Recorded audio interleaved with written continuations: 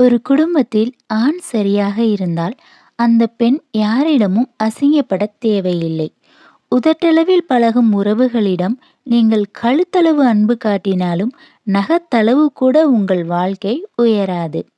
நம்மை அவமானப்படுத்தி அசிங்கப்படுத்தும் உறவுகள் தேவை என்று அழுது புலம்புவதை விட ஆணவத்தோடு நெஞ்சை நிமிர்த்தி சொல், அப்படிப்பட்ட உறவுகள் தேவையில்லை என்று.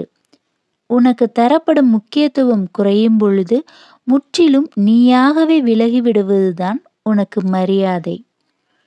உன்னை விட்டு விலகியவர்களை விட்டுவிடு.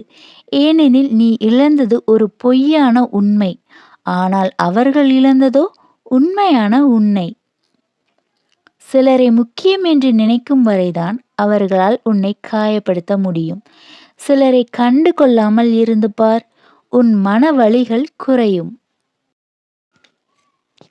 நீ யாருக்கு உதவுகிறாயோ அவனே உன் முதல் எதிரி.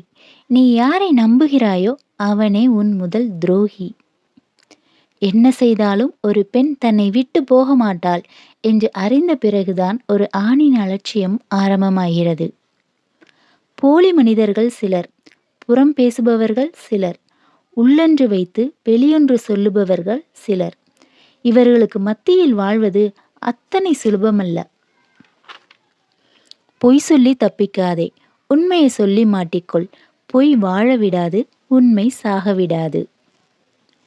பேசினாலும் தீராது என்ற நிலை வரும்பொழுது அமைதியாக அச்சூழலை கடப்பதே நல்லது. தனிமையை அதிகம் நேசிக்க கற்றுக்கொள். உன்னை உனக்கே உணர்த்தும் ஓர் அற்புதமான ஆயுதம் அதுதான். ஒருவர் இப்படித்தான் என்று முடிவான பிறகு அவர்களை மாற்ற முயற்சி செய்யக்கூடாது. நாம் தான் நம்மை மாற்றிக்கொள்ள வேண்டும். பிரச்சனை என்று யாரிடமும் போய் நிற்காதே.